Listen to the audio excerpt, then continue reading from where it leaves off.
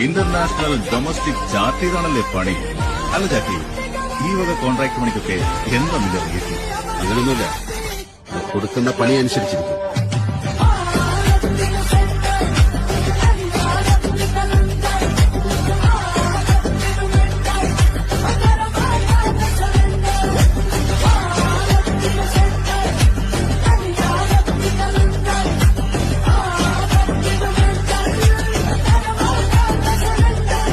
surrender.